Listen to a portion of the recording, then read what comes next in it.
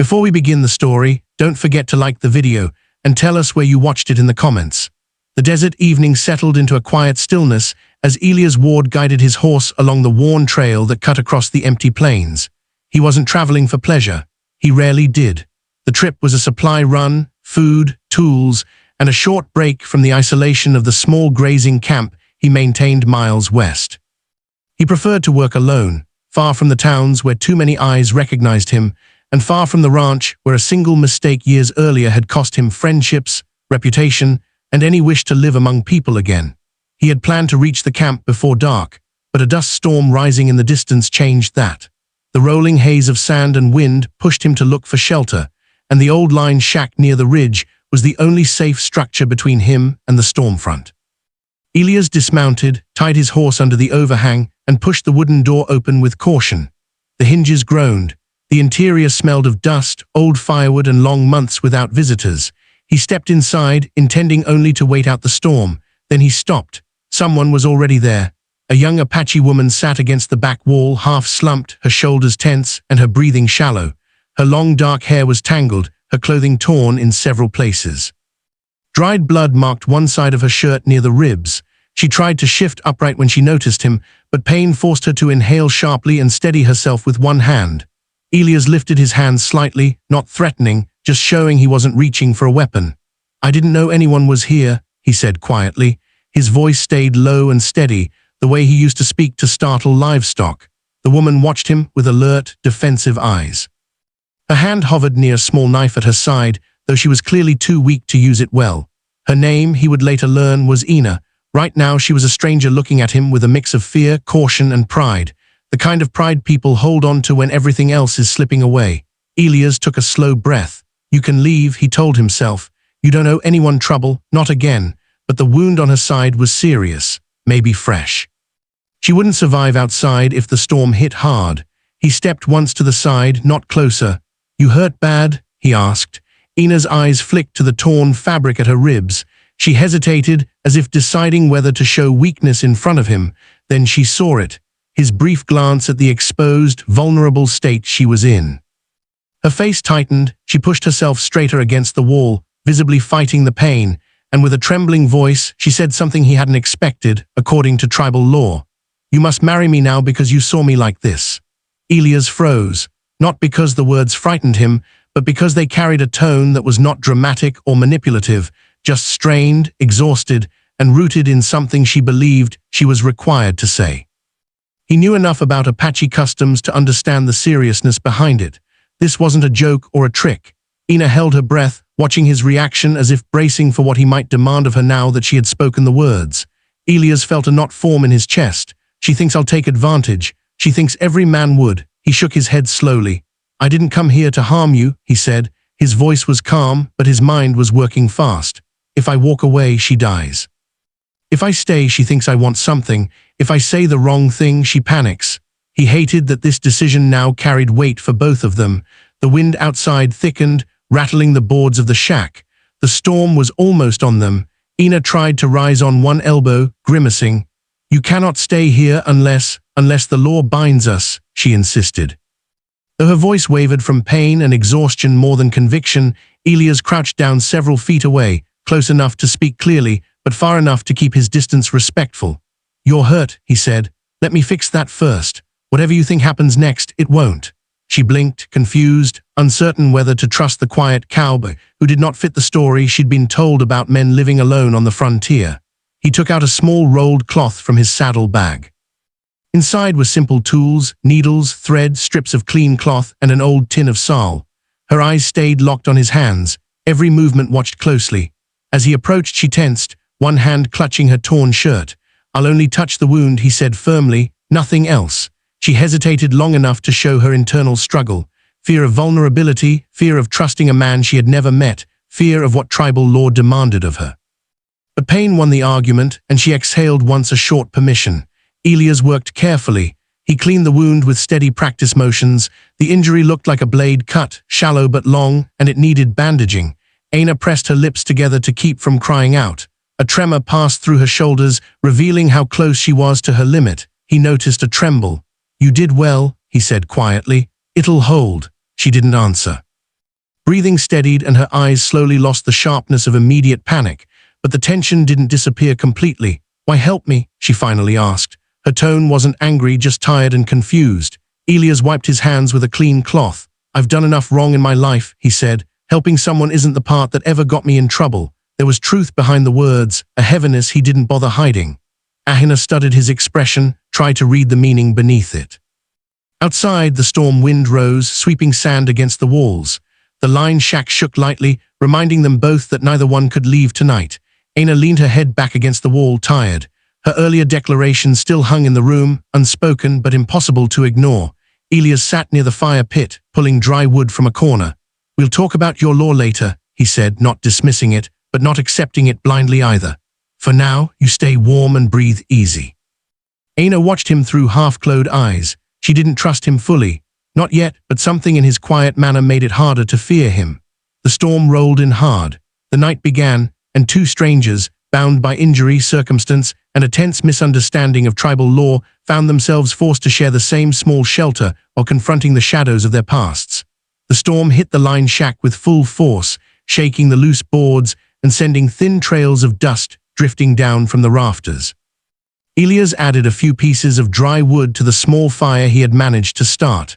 The flames rose slowly, spreading a steady warmth across the cramped room.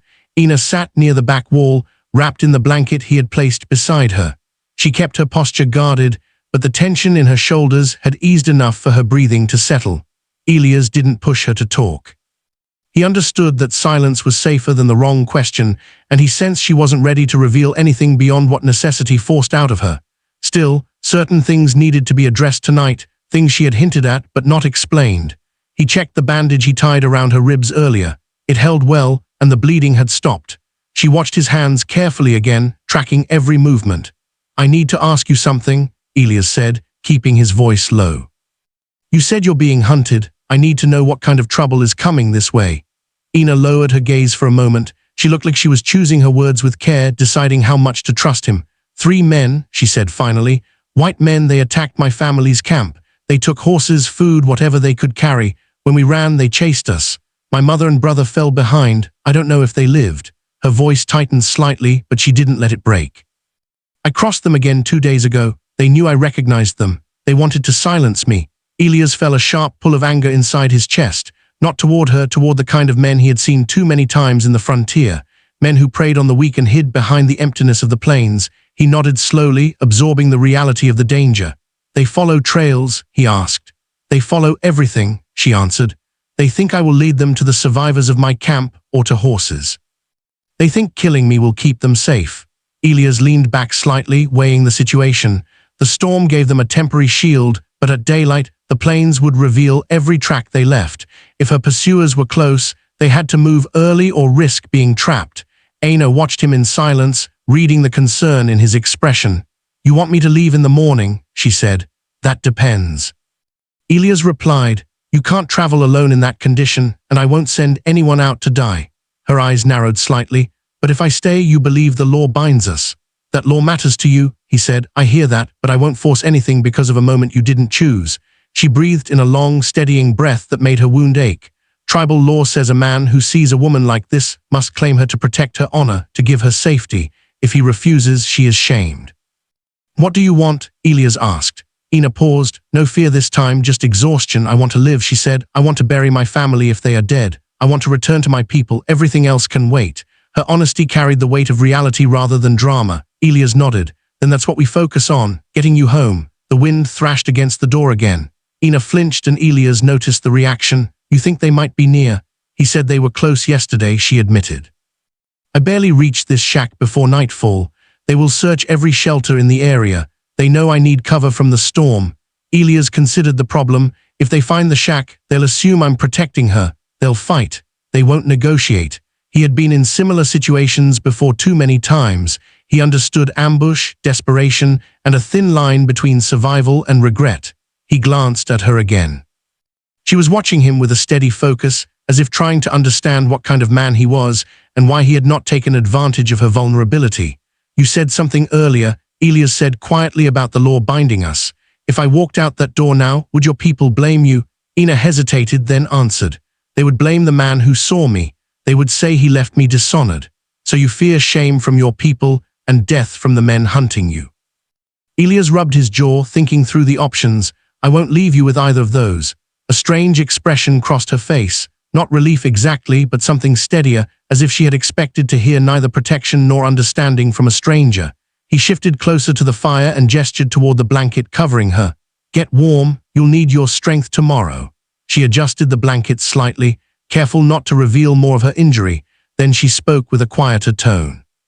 You did not answer the law, I heard it, Elias said, but I'll answer it when you're safe, not when you're bleeding and hunted. This time she didn't argue. Something in his voice, firm yet respectful, settled her enough to remain silent. The fire crackled. Outside, the storm began to ease, though the wind still pushed waves of sand against the side of the shack. As minutes stretched into an hour, Elias noticed her eyelids lowering. Her body fought sleep, as if she feared what might happen once she let her guard down. You can rest, he said. I don't trust you yet, she replied. That's fair, Elias answered, but nothing will happen while you sleep. I'll keep the fire going. She studied him for a long moment, measuring whether his promise meant anything. Finally, she let her head rest against the wall. Her breathing slowed, her shoulders dropped. The exhaustion she had fought for hours finally overtook her. Elias watched her with a cautious awareness.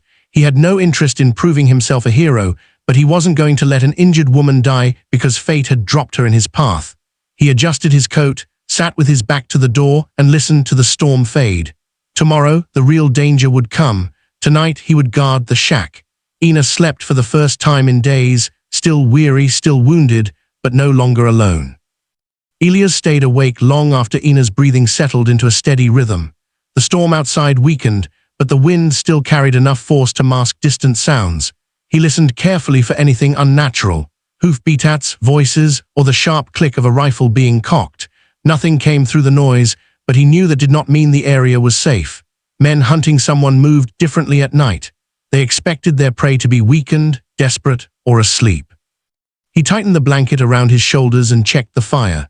A faint glow lit the walls of the shack, just bright enough to warm the air, but not enough to attract unwanted attention from outside. Ina rested on the far side of the room, her posture still tense even in sleep. Every few minutes she shifted, reacting to either pain or dreams. She couldn't quiet. Elias found himself watching her face, not out of curiosity, but out of caution. A wounded person sometimes worsened without warning, and he needed to know if she slipped in a fever or shock, but her body temperature held stable and the bandage remained dry. She would make it through the night if she conserved her strength. Hours passed before she stirred. A soft sound escaped her, not loud enough to be called a cry, but sharp enough to show she was waking from something unpleasant. Her eyes snapped open. She looked around as if unsure where she was, then remembered her breathing grew tight. You're safe, Elias said quietly, still in the shack, the storm's fading. Ina pushed herself upright with slow, stiff movements. The pain grabbed her immediately, and she pressed her hand against her side. She didn't want him to see the weakness, but hiding it now wasn't possible. You slept a few hours, Elias added. You needed it. She didn't respond, her attention fixed on the darkness outside the small window. They know these plains better than you think, she said. When the storm ends, they will search again. Elias nodded. She was right. That silence after the storm, the plains stretching out like a clean slate, made tracking easy. Tracks from before might be erased, but any new ones would stand out clearly. They needed to move before sunrise. We'll leave early, Elias said, before the ground hardens. If we move while there's still moisture in the dirt, our tracks won't hold well. Ina turned her eyes toward him. She looked surprised that he had considered the details so carefully. You know how to hide trails? She asked. I've worked enough cattle drives alone to avoid unwanted visitors, he said. Tracks bring trouble if you aren't careful. It was a simple explanation, but it revealed something she had wondered from the start. How someone like him survived on the frontier without relying on a town or ranch. His knowledge wasn't the kind most cowboys bothered learning. It was the kind of knowledge a man picked up after isolating himself from others. Ina pulled the blanket closer. Why were you out here alone? He hesitated, not liking questions about his past, but she deserved an answer. He also knew her people had probably taught her to distrust any man who kept too many secrets. I used to work for a ranch east of here. Elias said there was a fight when I didn't handle well. A man got hurt because of me. I didn't stay to defend myself. I left, been moving alone since then. Ina studied him with calm, analytical eyes. You fear shame like my people do. He didn't deny it. She wasn't wrong. Shame was the reason she didn't want to return unprotected. Shame was the reason he didn't return to the ranch. Two different worlds, same wound. Elias changed the subject when you said the law binds us. Is it something you believe in or something you only say because you were forced to? Ina lowered her gaze. She seemed conflicted not about the truth but about sharing it. When a woman is seen wounded or unclothed by a man, she said the tribe assumes he has claims over her unless he rejects her. Then she carries the shame, not him. She paused, choosing her next words carefully. I said it because it is the rule and because I thought you might use it against me. Elias felt a weight settle in his stomach. She expected the worst. She's learned to expect the worst from men. Would your people force the marriage? He asked. They would ask me, she replied, but my answer would not matter. Not truly. The rule protects the tribe from dishonor. So you feared losing the little control you had left, Elias said. She nodded. Her honesty was quiet but steady. This was not a moment for pride. He leaned forward slightly, resting his elbows on his knees. Then hear me clearly. Nothing binds us unless you want it. Nothing happens because of rules you never agreed to. Aina looked at him for a long moment. Her eyes softened, not with affection but with understanding. She had wondered since he walked in whether he would be like the man who haunted her. Tonight she finally saw the difference. The fire cracked. She shifted again, bracing her ribs. Why do you speak with such care? She asked. Elias hesitated. Few people asked him questions this direct. Because I know what happens when a man loses control of his choices, he said. I've lived long enough with the consequences. Her gaze lingered on him, absorbing the weight behind his statement. A few minutes passed before she asked another question, one the listener too might have wondered about since the beginning. Why didn't you leave when I ordered you to go? She asked. Elias looked at her plainly. Because you were bleeding, the storm was rising, and leaving you would have been a death sentence. I don't run from responsibility anymore. Aina took a slow breath. She had expected many answers, but not that one.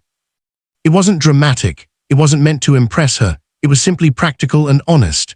The wind faded completely now. The air settled into a cold, brutal quiet. Elias stood, adding the last of the dry wood to the fire.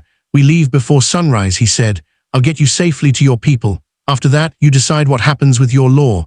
Aina lay back down, this time without fear. Her body still hurt, but the dread she carried all day finally loosened its grip. You keep your word, she said softly. I try to, Elias replied. She shifted the blanket higher on her shoulders and closed her eyes again. Sleep came slowly, but not from exhaustion alone.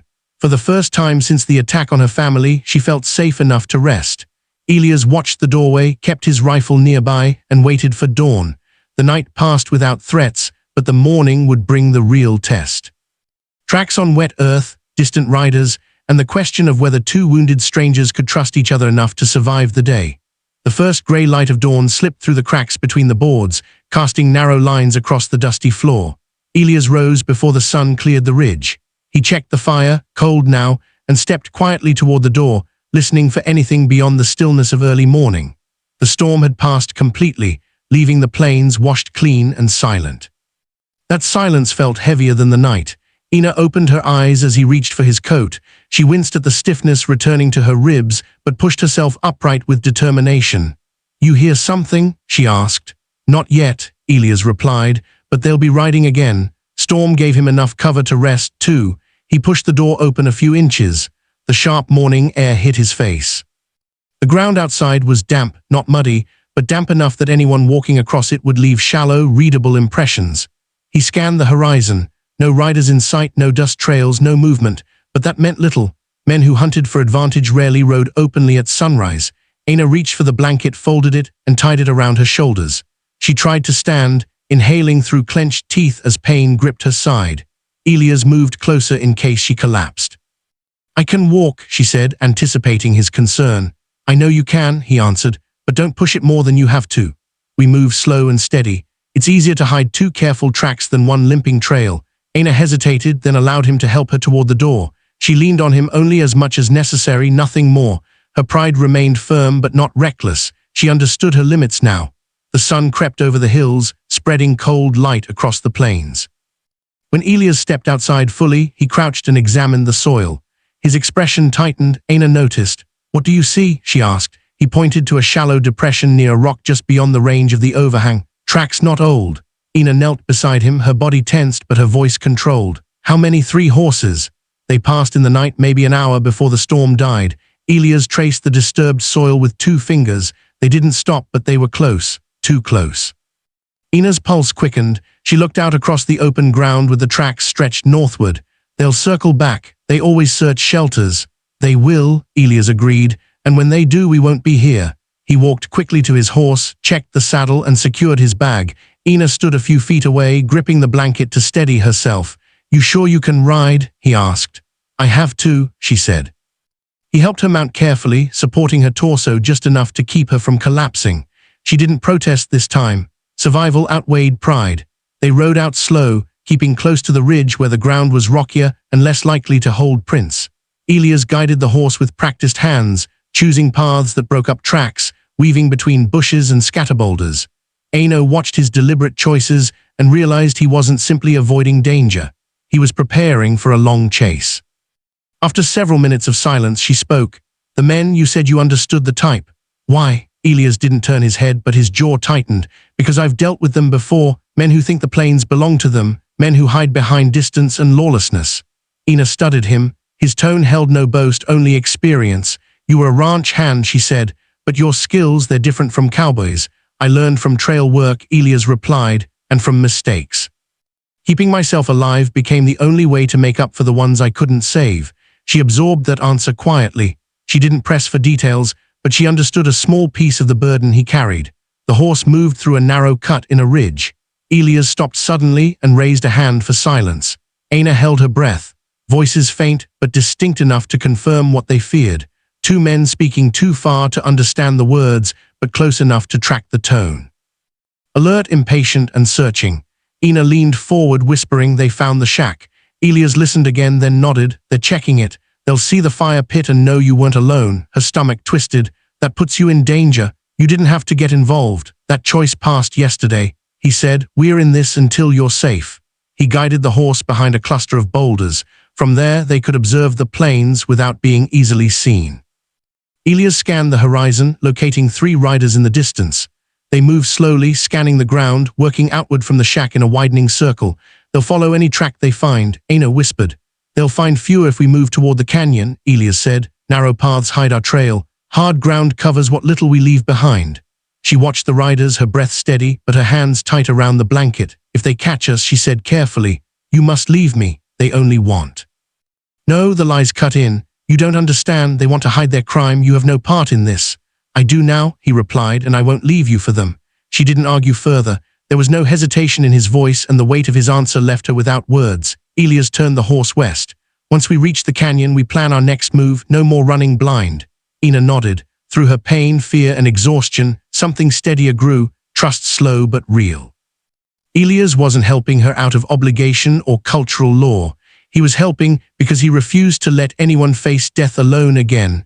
The riders behind them fanned out across the plains, moving with purpose. Their silhouettes sharpened in a morning light. The hunt had begun again, but this time, Aina wasn't running alone. And Elias Ward, a man who had spent years avoiding every human tie, now found himself responsible for someone whose survival depended entirely on the choices he'd make before sundown. The canyon waited ahead, dangerous, narrow, and the only chance they had.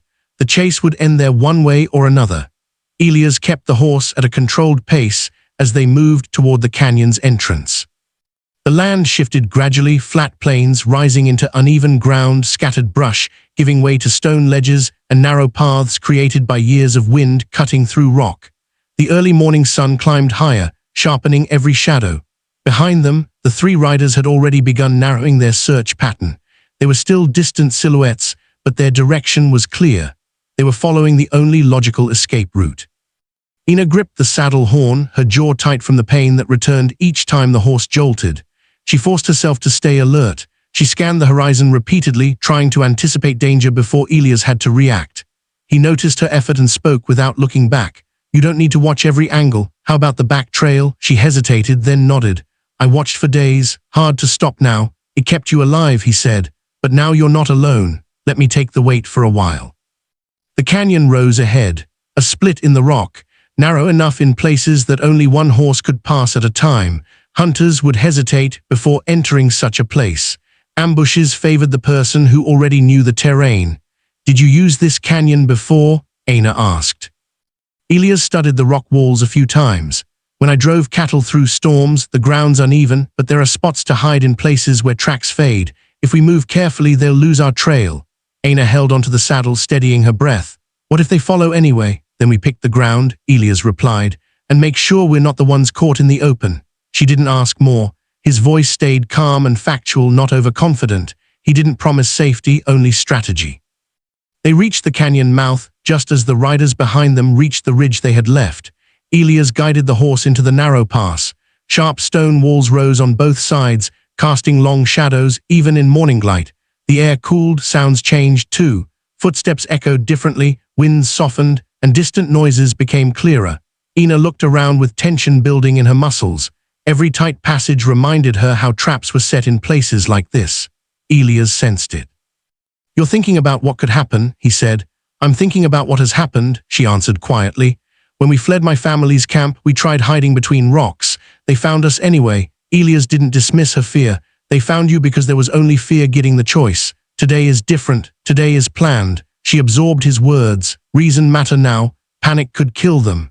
As they advanced deeper, Elias stopped occasionally to study the ground. He intentionally steered the horse across patches of loose stone where hoof prints wouldn't hold. In other places, he guided the animal along the edge of a dry stream bed, making their trail appear broken and irregular. "You learned this skill the hard way," Ina said. Elias kept his eyes forward. "Hard lessons are the ones you don't forget." Ina wanted to ask what had marked him so deeply, what mistake had driven him to live alone, but she sensed now wasn't the moment. He was fully focused on their escape. After a long stretch of silence, the canyon opened slightly into a small pocket of flat ground. Elias stopped the horse. "Time to walk," he said. "The walls get too tight ahead, safer if we lead the horse." He dismounted and helped Ina down. She gripped his arm harder than she intended. The pain shot through her side, but she forced herself upright. "You all right?" Elias asked. "Yes," she said quickly, though the strain on her face said otherwise. Elias adjusted the blanket around her shoulders, making sure no cold air reached the wound. "Stay close to the wall, don't slip." They walked single file, Elias leading the horse and Ina keeping a hand along the stone.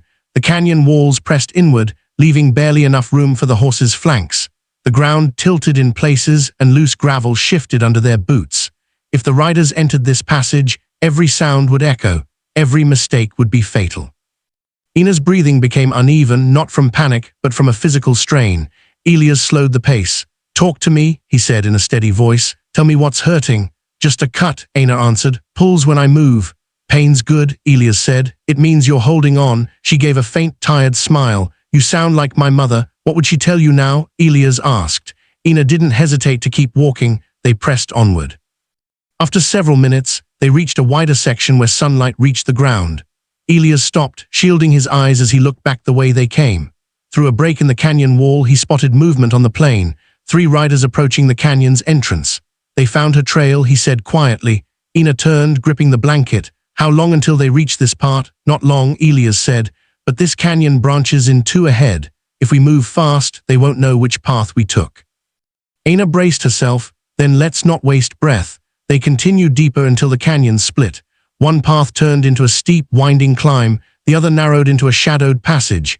Elias considered both routes, thinking like a hunter and a man who'd spent years avoiding trouble.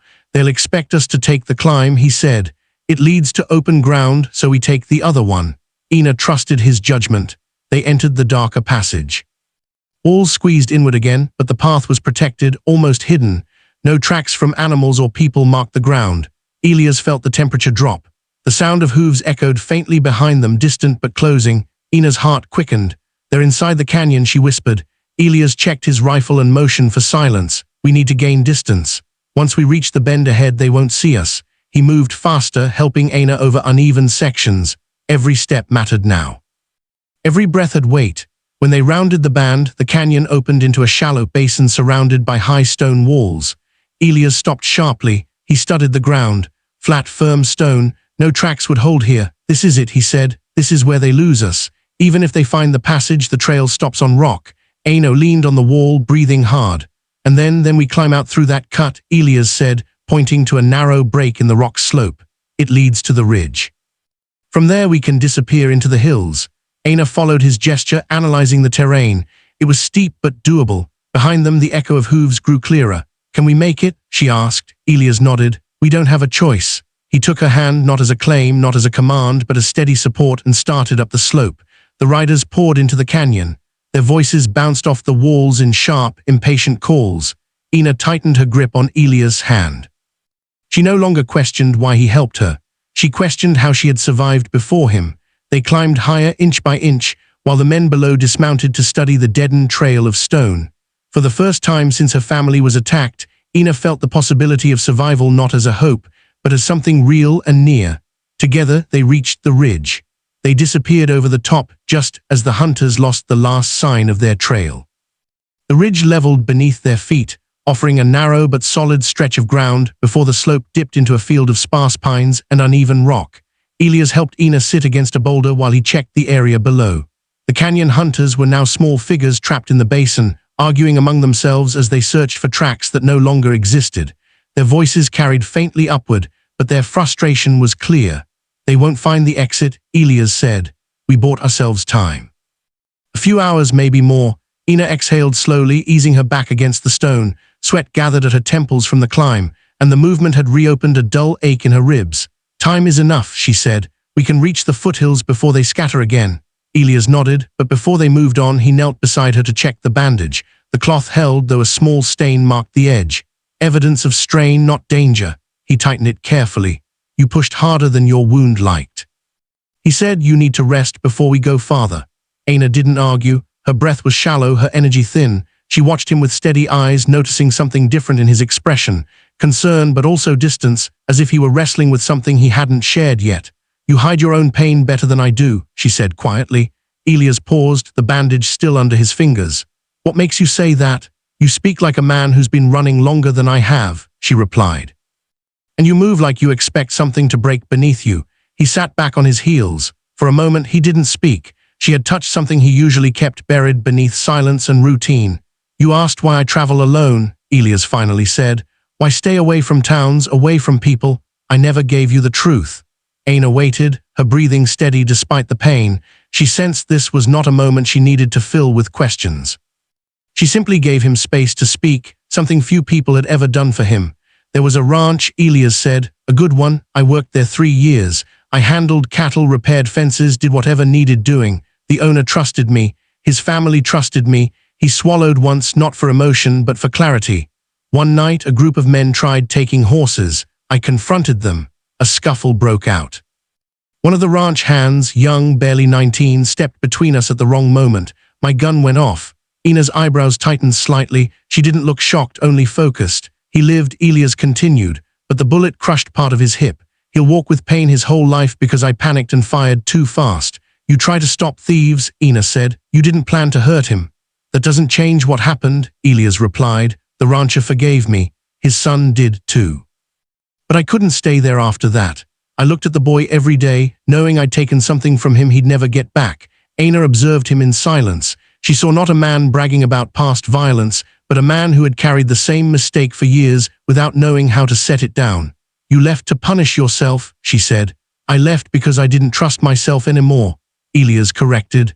Thought maybe distance would keep people safe from me. Ina shook her head gently, but you saved me. You didn't panic. You didn't fire wildly. You made careful choices. He looked away, scanning the horizon, even though danger was distant. That's because I learned what happens when I don't. For a moment, neither spoke. The morning wind cooled the sweat on their faces. The ridge gave them a vantage point over the plains. Empty, quiet, but deceptive in its calm. Ina shifted slightly, pulling the blanket tighter around her. My past isn't clean either, she said. You asked what happened to my family. I didn't tell everything. You don't have to, Elias said gently. I do, she replied. If we survive together, truth matters. He met her eyes again. My family camped near the river, Ina explained.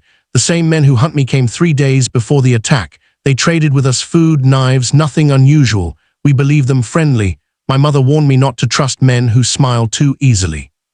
I didn't listen. Elias understood instantly. They studied your camp. Yes, she said. And when they returned at night, they knew where we slept. They knew where we kept our horses. They killed quickly. No warning. We ran because that was the only chance. Her voice didn't tremble, but her jaw tightened as she fought the memory. I trusted them, she said. My mother trusted me because I insisted. That mistake cost her life. Elias shook his head. Their actions cost her life, not your trust. Ina didn't argue, but the guilt in her eyes was heavy. Different stories, same wound, the past holding on even when survival demanded letting go.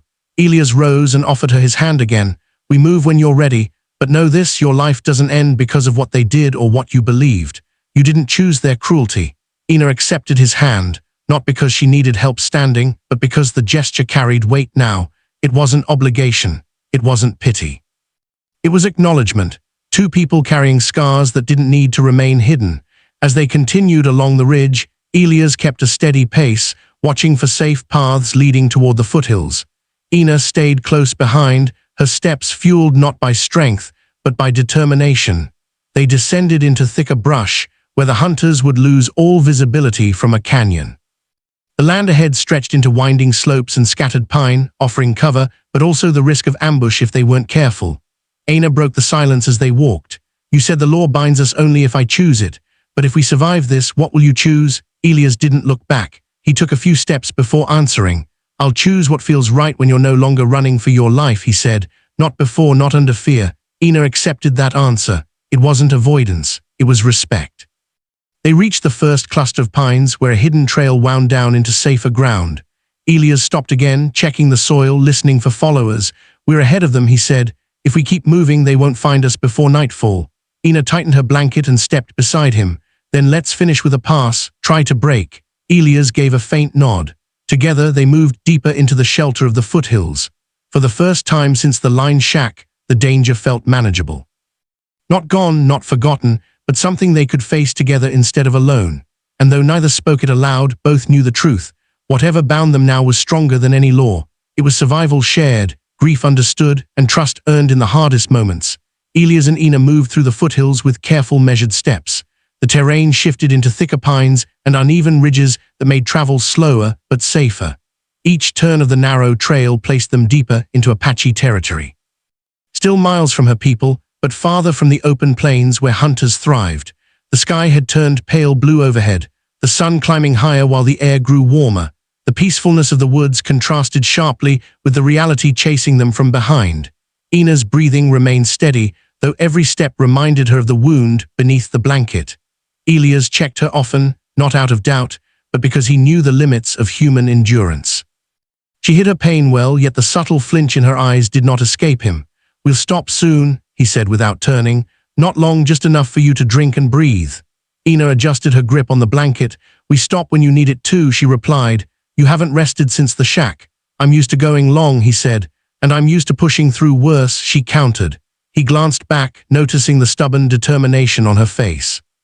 It reminded him of someone he used to be before guilt shaped his habits in a caution. She wasn't reckless, she simply understood the cost of giving up. Eventually, Elias slowed them near a fallen pine trunk, sheltered by two high rocks that shielded them from visibility. He helped her sit, then handed her the small canteen he carried. She drank slowly, careful with each swallow so her chest wouldn't tighten again. While she drank, Elias listened. Birds rustled overhead. Wind whispered through needles and branches, but no hoofbeats, no voices, no gun clicks. The hunters weren't near the foothills yet, not close enough for concern but close enough to keep moving. Ina looked up at him. They won't stop, she said quietly, not until they're sure I'm dead. They'll stop when they no longer know where to look. Elias answered. Once we cross the timber line, they'll lose their advantage. They don't know these hills like your people do. Ina's expression tightened. If we reach my people, what then? They will question you, they will question me, and they will ask the law again. I know, Elias said. She watched him carefully. What will you tell them? Elias lowered himself onto a rock across from her.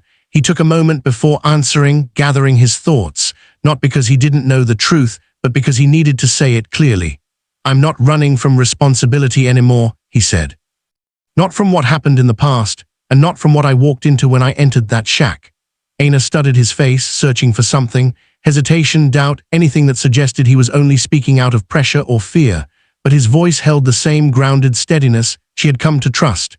You said the law binds us only if I choose it, she said. That's still true, Elias told her, but I'm not turning away from you, not after everything we've lived through since last night.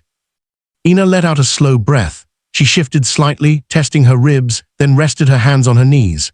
My people believe choice is earned when danger strips away all lies, she said softly. They say when a person shows who they are in life and death moments, Their truth becomes clear. The liars felt something shift in her tone, an honesty that carried weight. "And what truth do you see in me?" he asked. Ina didn't answer immediately. Her eyes dropped to the dirt beneath her feet. Then lifted again, steady. "You didn't take advantage when I was helpless," she said. "You didn't run when I said the law binds us. You didn't leave when danger grew. My people will judge you according to your actions, not your blood or your past. And so will I." He accepted her words, but he needed to confront the reality. Neither had spoken aloud yet. "If danger catches up before we reach her tribe," Elias said, "I'll hold them off. You get to safety first. That's not up for debate." Ina's expression sharpened instantly. "I will not leave you behind. You may not have a choice. I always have a choice," she said firmly, "and I choose not to abandon the man who saved my life." Elias felt the air shift between them. This wasn't obligation. It wasn't fear. It wasn't tribal law dictating her stance. It was loyalty earned and freely given. "And if you die because you stay with me?" he asked. "Then I die with honor," she answered, "not as prey." He didn't push further. Her decision was clear. It wasn't born from panic or desperation. It came from the calm certainty of someone who had weighed every risk and accepted the path that aligned with her values. A sudden crack of a branch echoed from the ridge above. Elias rose instantly, hand on his rifle. Aina stiffened, holding the blanket aside to reach her knife. They waited, eyes scanning the tree lane. Silence, then movement, but it wasn't Reiter's. A mule deer appeared between two trees, lifted its head. Then trotted off. Elias lowered the rifle slowly. "They'll be on the ridge line within the hour," he said. "We should go." Ina adjusted her footing and stood with effort. This time she accepted his arm without hesitation. The ground ahead sloped downward, leading toward a series of narrow passes her people often used to travel undetected. Elias let her guide him now. This land, unlike the plains, belonged to her knowledge. As they descended, she spoke again, her voice steady but low. "When we reach my people, they will ask if you stand with me freely. They will expect an answer. And whatever you choose, it will shape what comes next." Elias nodded. "I'll speak for myself, but I won't let your people think you're alone." She met his gaze. "I know." They continued down the slope, the woods growing thicker, the air cooler. Behind them, somewhere far across the plains, the hunters regrouped and pressed onward, ahead of them. The path toward her tribe, and everything it demanded, waited, and for the first time since they met. Neither walked for survival alone. They walked with a shared purpose, knowing the next confrontation would test not just their endurance, but the bond forming between them. By midday, Elias and Ina reached a winding stretch of narrow woodland passes that a people used during hunts and seasonal travel. The terrain rose and fell in sharp angles, creating natural choke points and blind corners. For most travelers, the area was dangerous and unpredictable. For anyone familiar with it, however, it offered the strongest defensive ground between the plains and the Apache territory ahead. Aina walked slowly, but with purpose. Every few minutes, she reached out to touch the bark of a pine or the edge of stone ridge, orienting herself. Elias realized she was not simply moving forward. She was navigating from memory, finding the safest route the same way a seasoned tracker read the earth. "You know this land well," he said, watching her scan the trees. "I grew up running through these hills," she answered. "My people taught me every trail, every hiding place. You think your tribe is close enough to reach before nightfall," she said, "but not close enough to keep us safe here." Elias nodded. He could feel the shift in the air, the tightening sense that danger was closing in. The hunters had lost their trail in the canyon, but they were not men who gave up easily. If they were riding hard on open plains, they could reach the foothills before sundown. As they rounded a bend, Aina stopped abruptly and raised a hand. Elias froze, hoofbeats faint but unmistakable. Aina looked toward the slope above them. They found the right ridge. Elias set his jaw, scanning the terrain. "They'll try to cut us off instead of chasing from behind. We cannot outrun horses uphill," she said. "No," Elias agreed. "We choose the ground." He guided her toward a small natural pocket in the slope, a rocky indentation framed by two angled walls. It offered cover from above and a clear line of sight through the pass ahead. Whoever entered would be forced into a narrow path. Ina's breath tightened. She understood what he intended. "You want to ambush them. I want them to stop chasing you," Elias said calmly. "This is the safest ground to make that happen, and if we fail, then we make them pay for every inch," Elias replied. Ina steadied herself. She placed her hand briefly on his arm, not to stop him, but to acknowledge the risk. "I fight with you," she said. Elias knew she was injured, that her strength was limited, but he also knew she would not hide behind him. "You stay low," he instructed. "Guide me, tell me what they'll do, where they'll move. You know their kind better than I do." She nodded. "I can do that. They positioned themselves in the shadows of the stone pocket. Elias rested his rifle across his knee and listened to the hoofbeats growing louder. 3 riders. He counted their rhythm, gauged their distance. The men slowed as they entered the pass, careful now, suspicious of the narrowing path. Aina whispered, "They will spread out. One will take the right slope, one the center, one the left." Elias raised a rifle. "Which one will try to climb?" "The one with a red band on his arm," she answered without hesitation. "He did the same in my camp." Moments later, the man with a red band reined his horse to the right and began dismounting for a climb. Ina's breathing hitched, not from fear but recognition. "They kill my brother," she whispered. Elias steadied the barrel. "Tell me when." The man climbed 2 steps upward, searching for a higher vantage point. Ain's voice was quiet but firm. Now Elias fired once. The shot cracked through the pass, echoing between the stone walls. The man collapsed instantly, tumbling down the slope with a harsh thud. The other 2 riders jerked in surprise, shouting as their horses reared. "Stay low," Elias said, positioning himself behind the rock as a retaliatory shot ricocheted off the stone above them. Aina ducked, dragging herself farther under cover. "The tall one reloads slowly," she said. "Aim for him first." Elias shifted, waited for the brief pause when a rider tried to steady his horse and fired again. The man toppled sideways, hitting the ground hard. Only 1 rider remained. He spurred his horse forward, rage replacing strategy. He fired wildly, bullets kicking up dirt and chips of stone near their refuge. Aina clenched her jaw. "He panics when cornered. He rushed us before. He will close the distance. Then he gives me the shot," Elias said. The rider charged through the pass, but his wild movement exposed him. Elias stood, centered the rifle, and fired a precise single round. The horse skidded to a halt as the man dropped from the saddle. The echo died slowly. Silence returned to the foothills, still heavy and final. Aina watched the dust settle in the pass. Her shoulders trembled once, not from fear but from release, the kind that comes when a long stretch of terror finally breaks. Elias turned to her. "You all right?" She nodded, but didn't speak immediately. She wiped a tear from her cheek, but it wasn't grief. It was relief mingled with the weight of everything she survived to reach this moment. "They're gone," she said quietly, "all of them." Elias lowered his rifle. "They won't follow you again." Aina exhaled, a long, controlled breath that carried days of fear out of her chest. She met his eyes with a steadiness that held no uncertainty. "You saved my life twice," she said, "and this time you let me guide you. You knew their ways," Elias replied. "I trusted you." Aina leaned against the stone wall, not from exhaustion alone, but from emotional release that followed. Danger finally ending. "My people will know what you did. They will honor it." Elias didn't answer. He simply offered his hand to help her stand. She accepted without hesitation. "We had your tribe now?" he asked. Aina nodded. "Yes, they need to know what happened. And you must speak for yourself before them." Elias adjusted the rifle over his shoulder. "Then let's finish this together." They walked out of the pass, not as hunter and hunted, not as strangers bound by misunderstood law, but as 2 survivors who had earned their bond through choices made under fire. The path to her people lay ahead, and for the first time, the end of their journey felt real. The air shifted as Elias and Aina descended from the rugged pass into a gentler stretch of wooded ground. The weight of pursuit had lifted from their backs, replaced by a quieter tension, one shaped by what lay ahead rather than behind. Ina's steps grew steadier, guided by memory rather than fear. She paused at certain trees, recognizing carvings left by young hunters, faint tracks from recent gatherings, and the subtle signs of tribal patrols that would remain invisible to outsiders. Elias followed her lead, aware that he was entering a world where every rule, custom, and expectation would be different from his own. He kept a respectful distance, letting her guide the final approach. "You're close to home," he said. Aina nodded. "Another hour, maybe less. My people move their camps often, but I can feel them here.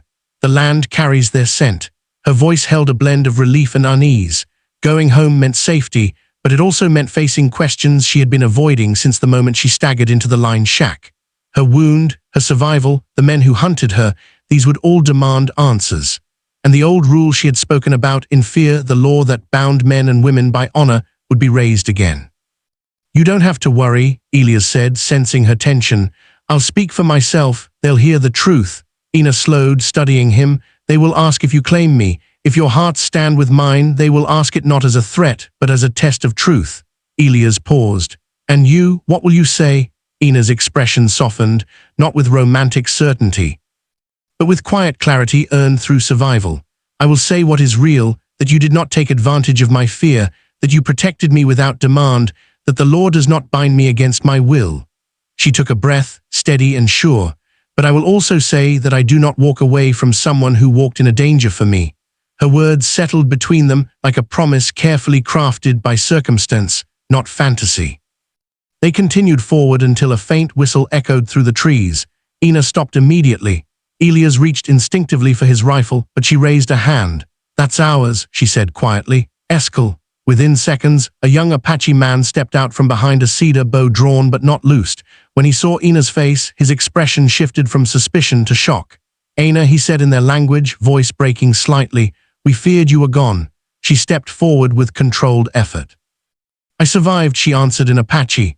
"Where is the camp?" "North Trail," he said. His gaze moved to Elias next. His jaw tightened. "Who is this man?" Elias stood still, allowing Ina to answer. "He is the one who saved my life," she said, more than once. The scout lowered his bow but not his caution. "The elders will want to hear everything." Ina nodded. "Then take us." They walked together through thickening woods until smoke from cooking fires drifted overhead. The sound of quiet conversation, children's laughter, and horses shifting in their makeshift corral filled the air. The camp spread across a sheltered valley. A circle of lean-tos, tents, and drying racks arranged with the precision of people who understood the land deeply. All motion stopped when Ina stepped into view. Her mother's sister rushed forward first, clasping Ina's hands and examining her wound with trembling concern. Others followed, touching her shoulder, checking her breathing, whispering prayers of relief. Then their attention shifted to Elias. Children stared openly, warriors observed with guard eyes, older women murmured among themselves. Elias kept his hands visible and his posture steady. He knew he was out of place, a stranger carrying a rifle and a past unknown to them, but he also knew he had nothing to hide. Ina's aunt spoke first. "You brought a white man to our camp." Ina straightened despite the pain.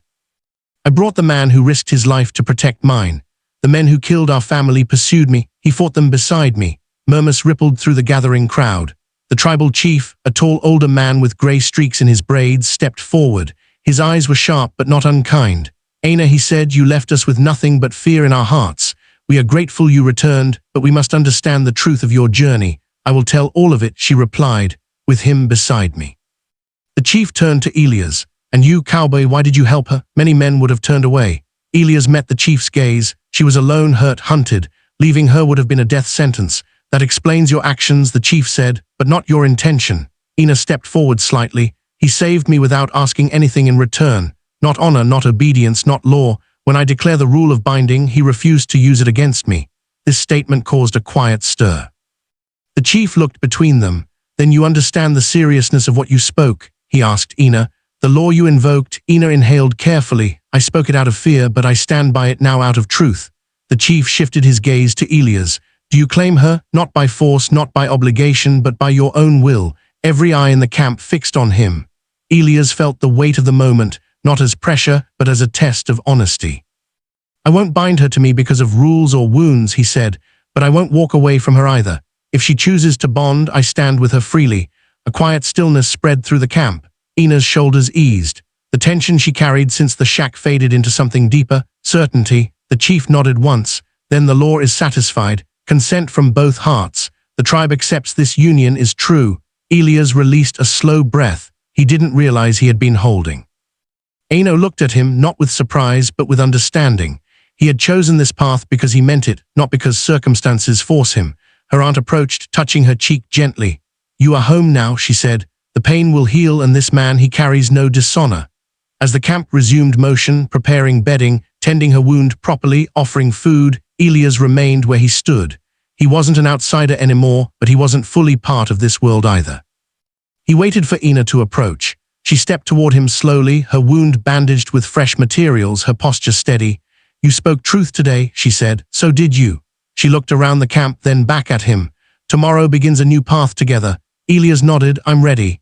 And in that quiet space between survival and belonging, their connection shifted from necessity to something chosen, deliberate, mutual, and real. When the night finally settled over the Apache camp, the air grew cool and still. Fires crackled softly across the valley, casting warm light on families gathered for evening meals. Elias sat on the edge of a small clearing, giving Ina space as her people treated her wound, and confirmed it would heal fully with rest. He listened as children laughed nearby and elders spoke quietly, the sounds blending into a peaceful rhythm he had not heard in years. Ina approached after the healers finished tending her side. She moved slowly but with far more strength than before. Her steps carried certainty rather than fear. She stopped beside him, her eyes reflecting the fire light. "They say I will recover," she said, "and they say you stood with honor today." Elias nodded, relieved to hear it. "I'm glad they accepted us, they saw your truth," she replied. That was enough. She sat beside him, adjusting the blanket around her shoulders. The camp felt different now. No longer a place of tension, but a safe ground for both of them. Warriors no longer watched Elias with suspicion. Women passed by with respectful nods. Children pointed with curiosity rather than fear. His presence, once uncertain, had settled into quiet acceptance. Aina looked toward the stars above the valley. "My mother used to say, peace is earned through hardship. Today proved her right."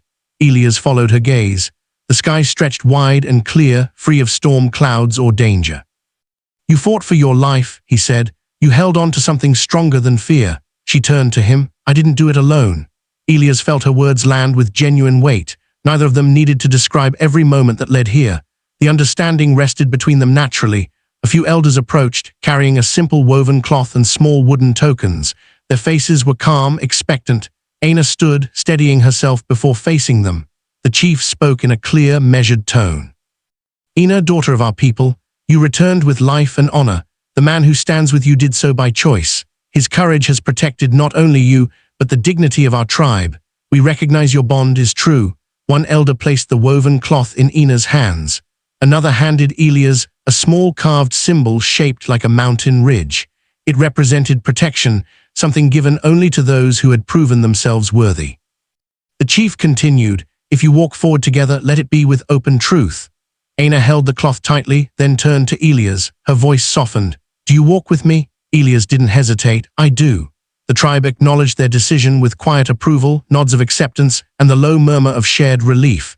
There was no grand ceremony, no elaborate ritual, only sincere recognition from the community whose trust mattered most to her. The elders stepped away. Ina extended the woven cloth toward Elias. "This marks our choice," she said. "Not law, not fear, choice." Elias accepted the cloth, his hands brushing hers. Then to path we walked together. Later that night, the two of them moved to a quieter corner of the valley where the fires did not reach. Aina lay on a bed of soft hides, prepared for her by the women of the tribe. Elias sat beside her, close enough to speak without raising his voice. "You're safe now," he said. She closed her eyes briefly, letting the reality settle. "Safe," she repeated, "for the first time since my family was taken." Elias lowered his gaze. "I'm sorry for what you lost." Ina reached out, placing her hand on his, "And I'm grateful for what I found." Elias exhaled, feeling a tension release that had lived in him far longer than these past days.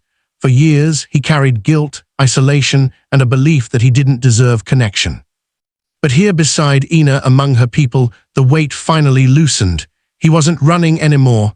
At dawn, the valley glowed with warm light. Fresh smoke rose from cooking fires, and the quiet sounds of morning spread through the camp. Ina moved carefully, testing her strength, while Elias prepared his horse nearby. "We'll build a home near the foothills," she said, watching him, "between your world and mine.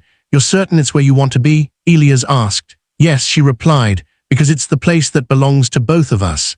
He approached her slowly, adjusting the blanket around her shoulders. "Then that's where we'll go." They walked together through the edge of the valley. A few tribe members followed to see them off, offering supplies and quiet blessings. The chief raised his hand in farewell. "You are welcome here," he said to Elias. "Return his family, not his visitor." Elias nodded with genuine respect. "I will." Ina took his arm gently, and the two of them stepped beyond the camp's edge, moving toward the rising sun. The foothills stretched ahead, steady ground for a new life. Free of pursuit and free of old wounds that once held them apart. Their path was no longer shaped by danger or obligation. It was shaped by choice, deliberate, mutual, and hopeful. And as they walked into their new beginning, neither carried fear of the past anymore. They carried only the certainty that whatever waited beyond the horizon, they would face it.